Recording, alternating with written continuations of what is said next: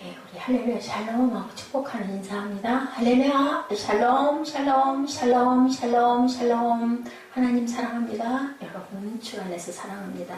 오늘 순교자들의 믿음, 지난주에는 정복자들의 믿음이었죠. 오늘 히브리서 11장 35절에서 38절까지 우리 합독했죠.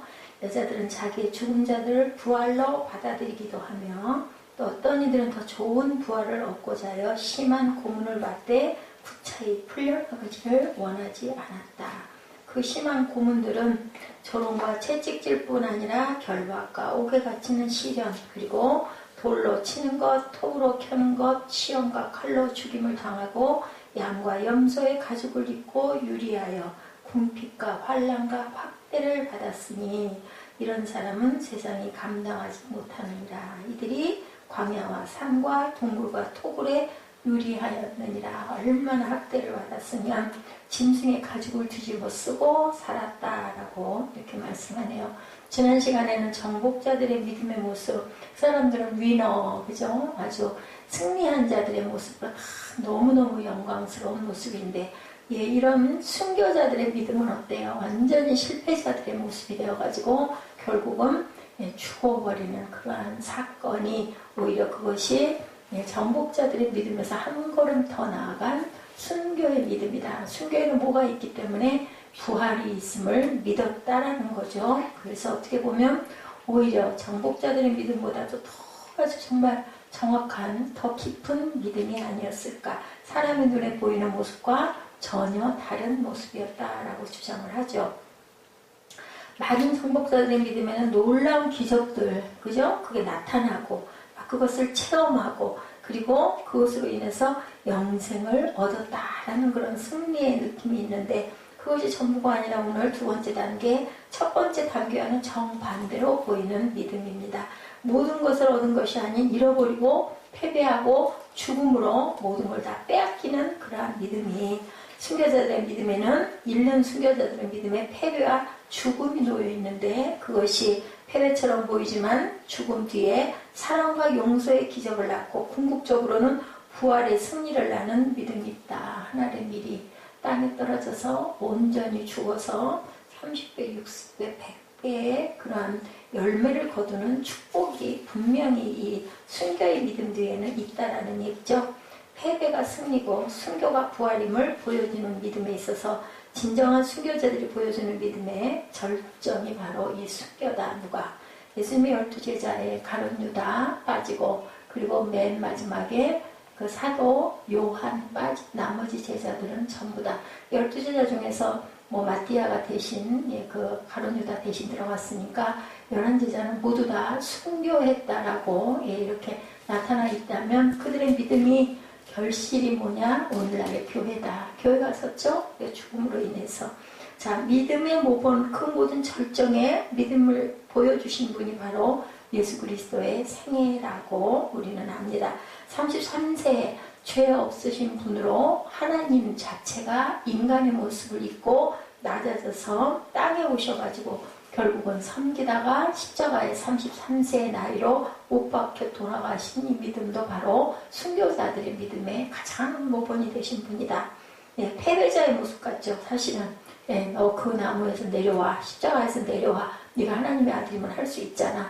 가든 조롱 침뱉고 모욕하고 옷을 찢어서 나누고 홍포를 입히고 신포도주를 얘 입술에 머금게 하고, 하여튼 갖은 수고를 다 당하면서도 도살장에 끌려가는 그러한 그 양처럼 말이 없었다라고 성경에 기록되어 있습니다.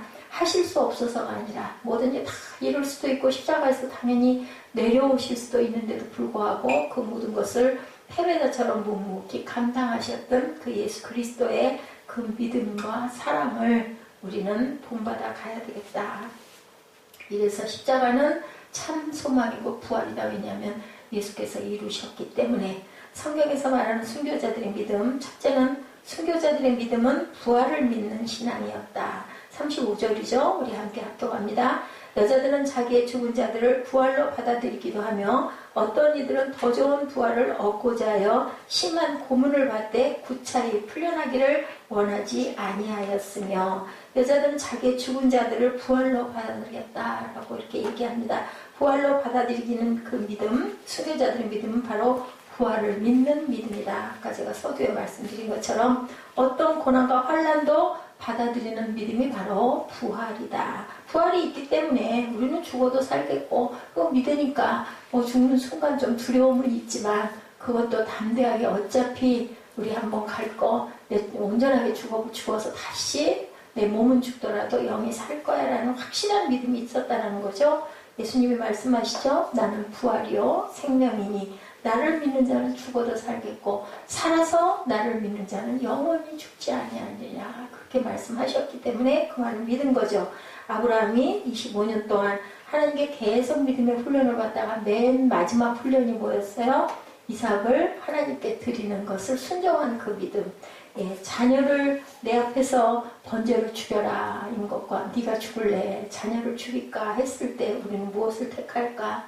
글쎄요 내가 죽고 말지 내가 난 자녀를 어떻게 내 손으로 죽여서 하나님께 드립니까? 정말로 어려운 훈련을 통과하죠. 왜냐하면 부활을 믿었으므로 나타나 있습니다. 히브리서 11장 19절에 보면 예, 그가 하나님이 능히 이삭을 죽은 자 가운데서 다시 살리실 줄로 생각한지라 비유컨대 그를 죽은 자 가운데서 도로 받은 것이라 이렇게 믿었다는 거예요. 하나님의 말씀을 오히려 요즘 우리들보다도 오히려 구약에 있는 그 믿음의 선진들이 훨씬 더 아주 강한 믿음을 지금은 우리는 증거라도 다 보고 신구약 성경을 통해서 이게 답이다 답지를 다 갖고 있으면서 아 그러니까 믿어야지 뭐 그래도 온전치 않은 사람도 많지만 예 아주 그 믿음이 신실하다는 사람들도 신구약 성경을 다 보니까 다 짝이고 결과가 그렇게 된 거 다 하니까 믿지만 그때는 아무것도 없는 시절에 하나님의 말씀을 이렇게 100% 순종하고 믿었다는 거죠. 궁극적으로 하나님이 아브라함에게 훈련의 목적이 바로 부활신앙이었다는 것을 우리가 알아야 된다. 진리는 반드시 드러나며 정의는 반드시 승리한다는 확신을 아브라함은 가지고 있었다. 교회는 진정한 순교적 신앙을 가질 때 진정한 교회가 되고 진정한 성도가 됩니다. 믿음의 서론이 자기를 위한 신앙일 수도 있지만 신앙의 결론은 뭐예요? 현실에 집착하지 않는 신앙이 돼야 된다. 그죠? 우리가 처음에 예수 믿으면 어떻게 해요? 복 받게 해주옵소서, 이것도 잘 되게 해주시옵소서, 이것도 좀 이루어 주옵소서. 아주 애기의 신앙일 때는 그렇게 기도를 하다가 나중에는 어떻게 해요? 이래도 저래도 나는 너무 좋사오니 하나님께서 다 이루실 줄 믿습니다. 하늘의 뜻이 땅에서 이루어 주옵소서. 정말로 우리는 그렇게 기도합니다. 잘 되면 너무 감사하죠. 아우 이거 정말 넘어서서 얼마나 기쁜지 몰라. 근데 안 되거나 그죠? 대답을 묵묵히 계셔가지고 대답이 보류되거나 아니면은 야, 안 되는 일이 있다 할지라도 하나님께서 분명히 뜻이 있으실 거야. 이것을 통해서 내가 뭔가를 깨닫게 하시고 더 단단하게 하시고 합력하여 선을 이루실 줄 믿습니다라는 그런 믿음이 되기 때문에 그래도 감사해진다. 한 발 더 나간 믿음과 신앙이 된다라는 거죠. 자, 자기가 잘 되기 위해서 믿는 신앙은 그렇기 때문에 정말 애기들의 신앙이다. 뭐 우리 소원이 있어서 기도하기는 합니다. 그렇지만 안 돼도 감사, 잘 되면 또 그래서 감사. 너무 잘 되기만 하면 우리가 단단해지지 못하기 때문에 가끔은 또한 불안해지기도 하죠. 그래서 하나님께서는 우리에게 각자에게 맞는 분량의 시련도 주시고 환난도 주시고 또한 그러함으로 우리가 단단해지도록 만들고 가신다. 구약의 예 열왕기상 17장 22사절에 보면 시돈 사람 사르밧과하고의 아들이 죽은 사건이 나타나죠. 죽을 수밖에 없는 상황일 때 누가 엘리야가 죽은 그 아들을 사르밧과하고의 아들을 살려주는 부분이 나타납니다. 이 여자들은 성경이 말한 대로 자기의 죽은 자를 부활로 받기도 했으며 라고 기록되어 있어요. 두 번째 기적이 열왕기하 4장 35절에 37절에 수넴 여인의 아들이 엘리사의 기적에 의해서 또한 살아나는 그러한 그 증거가 나타나 있습니다. 죽어도 이것도 다시 산다는 확신만 있으면 언제든지 우리는 죽을 수 있다라는 그런 이해가 되는 거죠. 35절 보면 하반절에 심한 고문을 받되 구차히 풀려나기를 원하지 아니하였다. 고문 받았는데도 뭐라 그래요? 이 악형 내가 너 예수 안 믿으면 너 이거 면하게 해줄게 해도 별로 그거 풀려나오고 싶어 하지 않았다. 이 악형이라는 게 두 손과 두 발을 밧줄로 묶어가지고 사방에서 말술에 소수레가 끈다 그래요. 사람을. 그럼 어떻게 되겠어요?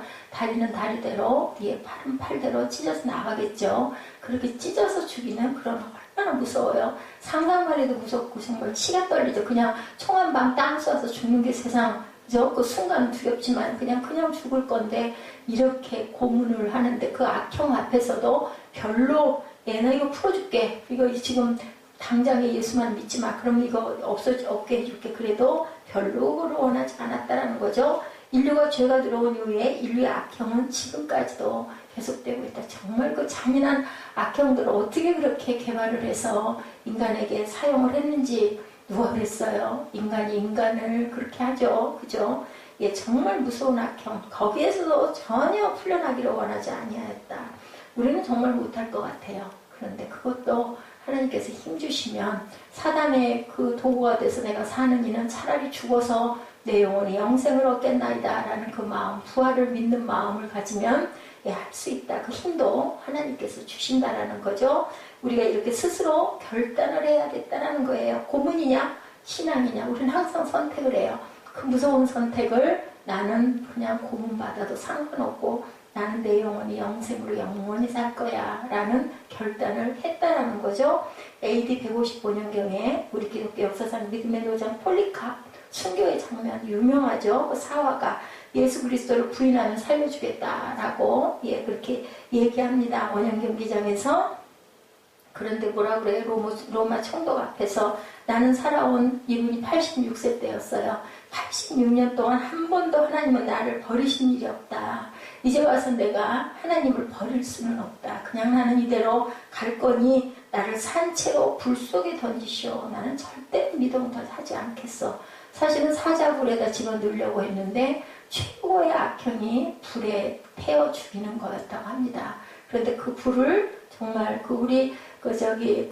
사드락과 메삭 아벳느고 거기에도 나오죠. 7배나 더해서 그 자리로 끌고 갔던 옆에 있던 사람이 타도 죽었다고 그러죠. 가까이 가서 얼마나 그 불길이 뜨겁고 맹렬하고 무서우면 이런 기가 막힌 불 속에 나를 던져라. 나는 그래도 거기 들어가서도 절대로 내가 고함을 지르거나 내가 살려고 버둥거리거나 안 할 거다. 나를 집어넣어라. 뭐 거기에 그 사화에 의하면 몇 번을 죽이려고 해도 죽지 않았다라는 그런 얘기도 전승으로 내려오고 있습니다.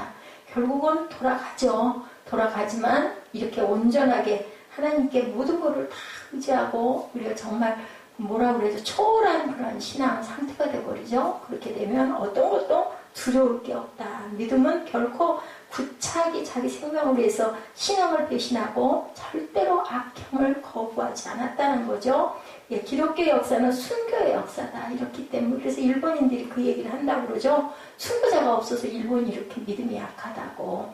예, 대한민국이 이렇게 오늘 아주 단단하게 서 있을 수 있는 거는 정말 순교의 깃값이다. 그 기독교 그 일본에 계신 목사님들은 아주 그걸 부러워한다고 합니다. 여기 보면 그 조그만 나라, 암흑과 같은 나라에 정말 선교사들도 많이 들어왔어요. 이 나라를 목표로 해가지고 그 3.1운동의 어떤 영향이 컸다고 합니다. 알려지고 드러나다 보니까 그 나라에 예수를 믿게 해야 되겠다는 선교사들이 그렇게 많이 일어났다 그래요.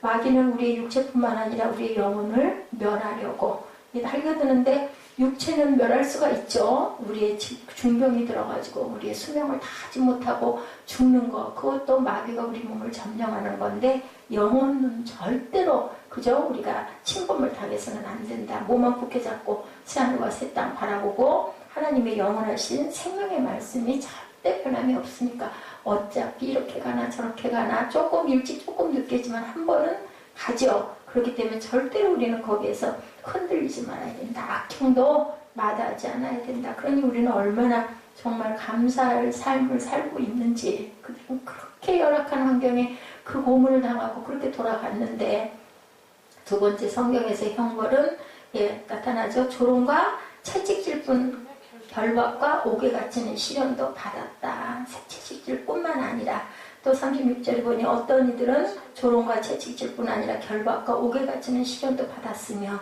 자, 뭐라 그래요? 조롱과 모욕의 수치가 가장 기초적인 수치. 우리 조롱당한다 그러죠? 예수를 그렇게 별나게 믿니? 아이고, 뭐, 그렇게 믿는 게 예수 믿는 거냐고, 뭐, 미쳤나봐. 뭐, 이런 얘기가 조롱이에요. 근데 우리 기분 나쁘잖아요? 지들이 뭐를 안다고. 예, 그게 아주 기본적인 수치라는 거죠. 예, 그런데 예수님이 조롱당하시고, 침뱉음 당하시고, 치욕당하고, 어떤 사람들 정말 하잘것없는 군졸, 졸병들에게 당하시죠? 침뱉음 당하고, 주먹으로 치고, 그죠? 얼굴에다 침 뱉고, 옷 다 벗겨가지고, 그것들 찢어서 나누고, 그죠? 그런 무서운 머리에는 가시관을 갖다 쓰고, 또 얼마나 조롱했어요. 네가 하나님의 아들이냐? 근데도 너 그따위로 하고 있냐? 얼마나 기가 막혔을까? 그 모욕을 다 받았다라는 거죠. 그렇기 때문에 우리는 그런 것 정도는 상관없어야 되는데, 우리 교회가 어때요? 누가 조금만 기분 나쁜 소리 하거나 눈만 흘겨도 뭐 절대로 뒤도 안 돌아다보고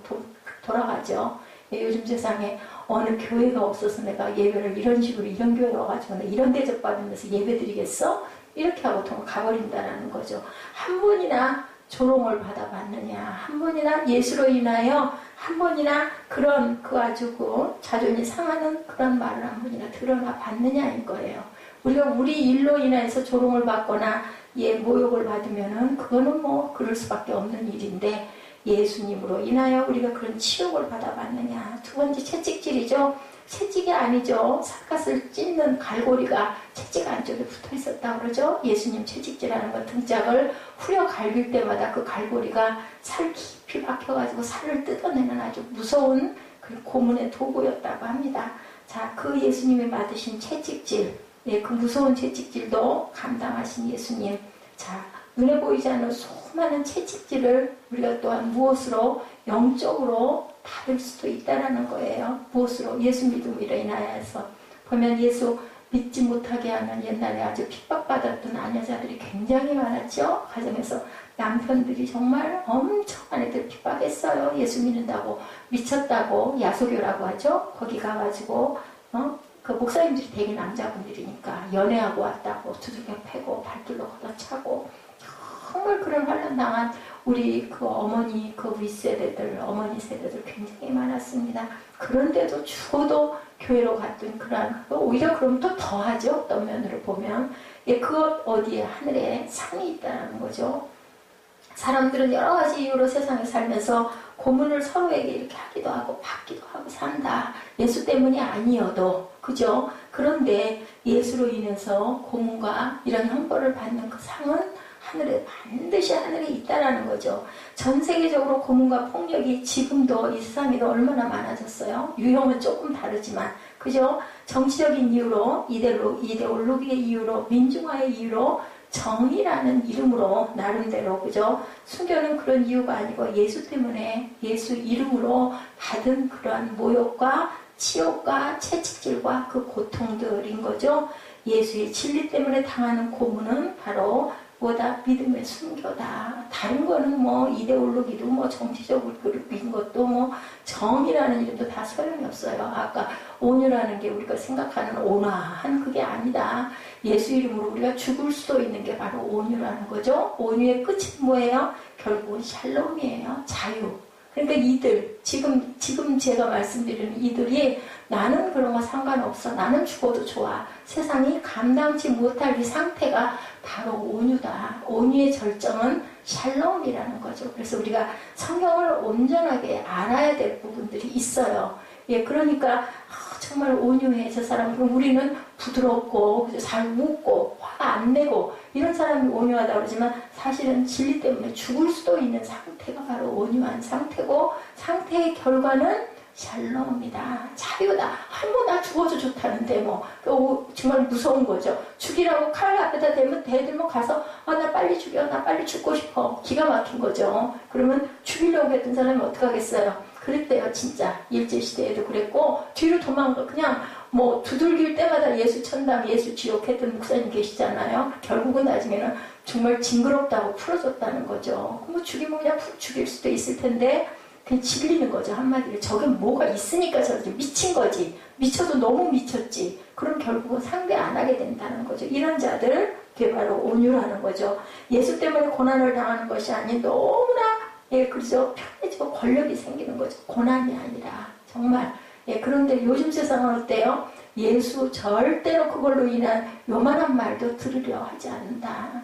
그러면서 과연 무슨 은혜를 받고 무슨 응답을 받고 무슨 축복을 받기 원하느냐는 거예요. 조금 더 손해나지 않으려고 하면서 예수 때문에 조금 더 피해보지 않으려고 하면서 뭐가 돼가고 있어요. 요즘에 교회 와서 헌금하는 거 어떻게 보면 정말 재미없는 영국이나 영화 한 편 보는 티켓이다. 그냥 뭐 영화관에 가도 돈만 오면 드니까 일주일에 한 번 그냥 교회 나가가지고 나는 내 도리 했어. 탁 멋지게 헌금하면 탁 하고 말미에 탁 앉아있다가 예배 끝나자마자 축도하는 시간에 기도하는 시간에 탁 얼른 차 타고 돌아와서 자기 볼일 보는 거. 이게 과연 하나님이 보시는 온전한 예배며 예배자의 모습이며 이런 사람을 하나님이 축복하시겠느냐 우리가 깊이 생각해 봐야 되겠어요. 왜냐하면 이들이 이렇게 고난을 당하고 이렇게 해서 돌아갔는데 그들의 믿음은 다 어디 갔을까? 하늘에 있겠죠. 그 후손들이 지금 이렇게 예수를 믿고 예배를 드리고 있다. 순교자들의 모습 가운데는 결박이 있죠. 노끈이나 쇠줄로 수갑 족쇄로 묶어서 움직이게 못하는 모습 결박입니다. 자, 우리 절두산 그 양화교 순교 성지 우리 다녀와서 알잖아요. 거기에 보면 결박당에서 순교한 순교자들의 이름 비석들 쭉 나열돼 있어요. 꼭 한번 가봄직해요. 거기뿐만 아니라 절두산 그리고 그 천주교 그 기본 그 처음 그 천주교 뭐예요? 그 고난 당해가지고 돌아간 1호 그죠? 돌아간 순교하신 분들 이름 쭉 나와 있죠. 예, 그 양 두 군데를 꼭 가봐야 됩니다. 그들이 순교자들의 육체를 결박은 했지만 그들의 영혼은 절대로 결박할 수 없었다. 그래서 이스라엘 민족을 이스라엘이라는 나라를 누구도 점령을 못한대요. 그 정신은 나라도 조그맣고 사람들 뭐 정말 600만 명을 학살을 했잖아요. 유대인들을. 그랬으면 씨가 바를 법도 한데도 결국은 지금도 나라가 서 있지 않습니까? 430년 동안 나라를 없이 살았어요. 우리나라는 36년밖에 안 됐잖아요. 일본 치하에서 살았던 게. 그런데도 지금도 이스라엘에는 나라가 존재한다는 거죠. 그 영혼은 아무도 건들 수가 없다. 누구도 그 나라를 속국으로 만들 수는 없다는 거예요. 그만큼 유대인들이 신앙이 강하다. 물론 단점도 있지만 그죠? 그 하나님을 사랑하는 마음, 율법을 지켜나가는 그 마음이 정말 대대손손으로 이어내려고 있다. 네 번째 옥에 갇히는 시련도 받았다라고 얘기하죠. 성도들을 그 당시에는 쓰레기처럼 취급을 했다고 그래요. 휴지 조각처럼. 그냥 뭐 정말 지지 밟아 그냥 아주 우리 그 휴지 막 뿌려가지고 버리듯이 사람을 그렇게 취급을 했다는 거죠. 고대 감옥은 우리 가끔 영화 보면은 뭐 철로역정도 그렇고요, 그죠? 보면 감옥 그 바울이 갇혔던 감옥도 천정에서 사람을 달아내린대요. 문이 없으니까 지하니까 천정에서 뭘 달아서 땅바닥에다 내리면 정말 모든 그 더러운 벌레들 그 습기가 있고 물이 축축 흐르고 깜깜하고 빛도 안 들어오고 그런 곳에다가 사람을 아주 갖다 쳐 박는 거죠. 요즘 현대 감옥들은 뭐 그 서구에서는 할 일 없고 볼 일 없고 먹을 것 없고 하면은 그냥 뭐 조금 잘못하고 들어가가지고 편하게 있다면 되죠. 너무나 인격적으로 대하기 때문에 그런 것과는 비교도 안 되는 배너 영화에도 그런 장면들이 조금 나옵니다. 무서운 지옥과 같은 정말 저게 지옥이지 살아있는 세상의 지옥이지 싶은 그런 곳들에다가 사람 저는 아까 이 부분을 이렇게 그 정리를 해서 이렇게 옮기면서 야 어떻게 인간이 그렇게 극악스러울 수가 있을까? 어떻게 그렇게 지하를 그렇게 뚫어가지고 사람을 거기다 집어넣으려고 그런 곳을 만든 것부터가 기가 막힌 발상이다라는 생각이 들더라고요. 돌로 치는 것도 또한 극형이었죠. 나봇은 이세벨의 저주로 돌로 침을 받았고 사가랴 선지자도 우리가 잘 아는 스데반도 돌로 맞아서 죽었죠. 극악한 범죄자에게 주는 형벌을 사탄은 믿음의 순교자들에게 이렇게 사용을 했다라는 거죠. 또 이사야 선지자는 므낫세 왕에 의하여 톱으로 켜서 죽었다고 성경에 나타나지 않지만 교회 전승에 그렇게 나타나 있습니다. 이런 시험과 고문들을 순교자들은 다 당했다. 어떤 형태였는지 우리가 정확하게 알 수는 없지만 정말 말로 할 수 없는 극악한 형벌들을 다 받았다라는 것은 정확한 거죠. 우리는 조금 더 기분 나쁘려 하지 않고 손해나려 하지 않고 될 수 있으면 어떤 곳 찾아가요? 편안한 곳, 전혀 신경 안 쓸 수 있는 곳, 아주 뭐 여름이면 에어컨, 겨울이면 난방, 그죠? 엘리베이터가 턱턱 오르내리고 주차장도 잘 돼 있고 이런 데 가서 편하게 예배만 딱 드리고 오려고 합니다. 예, 이런 모습이 아니었다는 거예요. 정말 그런 고난을 마다하지 않고 절대로 내가 선택할 때 있어서 나는 죽음을 선택할 거야 라는 그러한 믿음의 선진들의 그러한 그 십자가의 믿음이었다. 자, 그렇게 영화나 연극 한 편 정도로 보는 그러한 예배를 하나님께서 과연 어떻게 우리를 보실까를 우리가 깊이 생각해 봐야 된다. 믿음의 선진들은 기막힌 공포의 고문 앞에서도 절대로 신앙이 흔들리지도 않았고 포기하지도 않았던 그 신앙, 그죠? 무서운 고문 앞에서 절대로 회의에 넘어가지 않았던 그러한 신앙. 정신적 패배자들은 육체적 공포를 이기지 못하는 회의에 넘어가기도 하죠. 12제자 중에 사도 요한 외에는 모두 순교했어요. 누가 넘어갔어요? 가룟 유다가 넘어가죠. 그죠?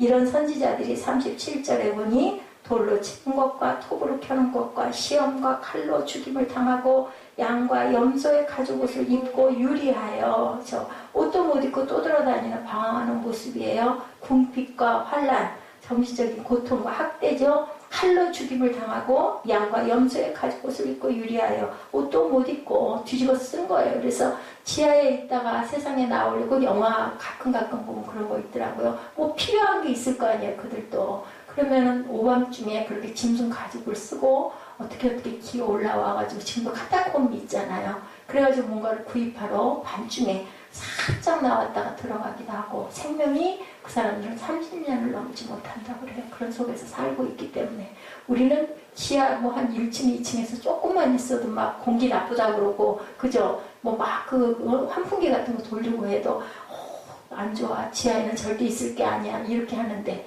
지하 30층, 60층에서 사니 그 인간스럽게 살겠어요? 그렇게 도망다니면서 하나님만 섬기며 살았던 그러한 사람들, 이러한 이들은 세상이 감당치 못할 사람들이었다라는 거죠. 야, 두려울 것 없는 사람들이 제일 무섭다 그러죠? 죽으면 죽으리라가 가장 무섭습니다. 자, 죽기로 작정을 한 사람들은 누구도 말릴 수가 없다는 거죠. 이런 사람은 세상이 감당치를 못한다. 이런 믿음의 사람은 누구도 감당을 못한다. 예, 이런 믿음만 있다면 세상은 변화가 될 건데 이런 믿음으로 하나가 된다면 이 세상이 얼마나 정화가 될 건데 그게 안 되는 거죠. 가족 구원 뭐 순식간에 안 될 리가 없어요. 이런 정확한 믿음만 갖고 있다면 죽기로 결정한 사람들에게는 절대로 두려움이 없었다. 안 갖기로 결정한 사람들은 누구도 유혹할 수가 없었다. 사지 않는 작전을 하고 사는 사람들은 절대로 어떤 유혹에도 절대 넘어가지 않는다. 가족과 국가는 변화될 수가 있다는 거죠. 이분들의 믿음만큼만 우리가 정말 강한 믿음을 정확하게 갖고 있다면 예수 그리스도의 십자가의 피 흘림으로 돌아가심으로 우리에게는 이렇게 새 생명의 축복을 받은 축복 세대예요. 제가 보기에는 제가 지금 살고 있는 우리 세대들, 믿음의 세대들은 정말 그저 너무 복이 넘치는 세대죠. 근데 그거를 스스로들은 모르는 게 문제예요. 근데 이런 환난과 핍박을 받았던 우리 선진들의 얘기를 이렇게 성경으로 묵상을 하고 말씀을 나누다 보면 정말 뭐라고 말할, 내 몸 조금 불편한 거, 내 상황이 조금 열악한 거, 이건 아무것도 아니지. 정말 너무너무 호화로운 삶을 살고 있다라는 생각을 합니다. 이 12사도의 순교 때문에 그리고 500인의 증인들 그저 있었죠. 예수님 승천하시는 거 바라봤던 그리고 마가의 다락방에서 120문도들 기도 그리고 성령의 임재 이것이 바로 교회의 시작이 되었다. 피 흘림이 없은즉 사함이 없다라고 말씀하시죠. 고난이 없는 사람들은 어떤 변화도 가져오지 못한다. 축복만 바라는 안락의자에 앉아서 축복만 받고자 해가지고는 어떤 믿음도 잘할 수가 없다라는 것을 우리가 알아야 된다. 자, 순교적 신앙을 가진 것만이 마귀를 이길 수가 있다. 죽어도 좋다는데 뭐 내 생명 아니면 생명밖에 더 있겠어요. 마지막은 내가 지니고 있는 그까짓 게 다 뭐겠어요. 그죠? 아무 상관없는 거죠. 우리가 예수를 믿으면서 감당하고 있는 것이 무엇이 있는지를 우리가 잘 깊이 생각을 해봐야 된다. 내가 과연 예수님을 믿고 가면서 무엇을 하고 있나, 세상에 어떤 유익을 끼치고 있고 내가 주변에다가 어떤 영향을 끼치고 있나. 분명히 우리에게는 하나님 나라의 확장을 하라고 우리를 세상에 놔주시고 살려주시고 증인된 삶을 살라 했는데 땅 끝까지 사명을 전하라고 했는데 그 땅 끝이라는 것은 각자의 손 닿는 끝이 다르겠죠. 그죠? 내 옆에 부모일 수도 있고 내 자녀일 수도 있고 뭐 꼭 그게 땅 끝 나라를 쫓아가라는 게 아니거든요. 사실은 내가 할 수 있는 최선을 어디까지 하고 있는지, 내가 선 자리에서 얼마나 영향을 끼치고 살리고 있는지, 세상을 살리고 자연을 살리고 있는지. 자, 도적질하고 부도로 정치적인 이유 때문에 고난을 받기도 한다고 그래요. 감옥도 가고. 그래서 감옥에 가면 그런 얘기를 한다고 그러죠.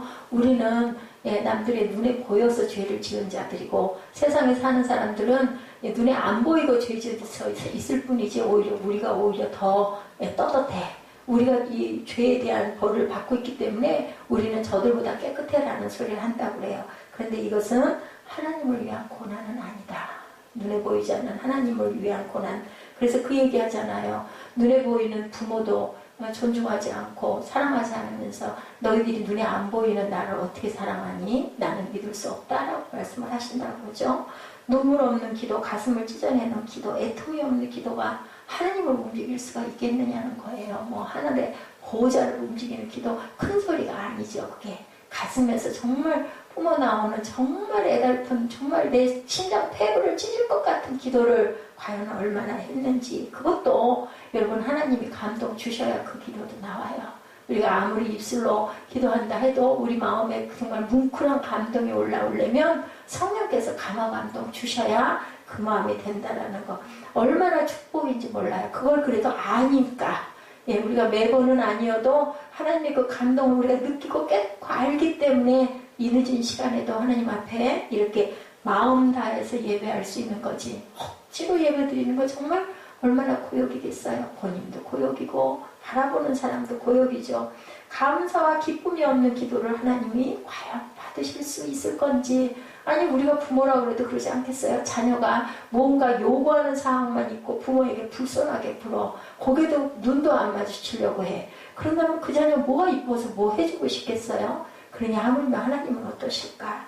고난이 없는 신앙은 감사와 기쁨이 없어요. 맞아요. 어려운 상황에 당해보니 이것도 너무 감사하고 이만큼이라도 내가 있을 수 있으니 얼마나 감사하고. 고난이 없는 기도는 그렇기 때문에 응답이 없다. 고난이 없는 신앙은 죽은 믿음이고 죽은 신앙이라는 겁니다. 자, 우리가 11월 한 달 추수를 기뻐하는 귀한 한 달을 정했어요. 하나님이 귀한 감동을 작년에 주셨어요. 그래서 내가 내년부터는, 왜냐하면 바로 코앞에서 그거를 알았거든요. 몰랐었어요. 그래서 한 주만 추수감사주로 휙 넘어갔는데 내가 내년부터는 절대로 한 주로 끝나지 말아야 되겠다 했는데 딱 그 마음이 얼마 전에 온 거예요. 11월 한 달. 그래, 정말 감사의 달로 한 달을 우리가 지나고, 첫 주는 성찬이니까 둘째 주, 셋째 주 정도 가고 마지막 주는 우리가 마무리하면서 기도하고, 12월 달은 또한 성탄절을 준비하고 기뻐하는, 정말 축복하는 그러한 달로 그렇게 정해서 송구영신을 잘 보내고 또한 2017년을 준비하고 맞아야 되겠다. 우리 눈 깜짝할 새 한 주 가죠. 화요일만 지나고 나면 그 다음에는 수요일, 금요일 넘어가면 그냥 한 주가 후딱 갑니다. 정신없이 뭘 하느라고 가고 있는지. 그래서 우리가 입술에 감사를 달고 하루 종일 그래도 딴 때보다 더 많은 감사를 한번 해보자.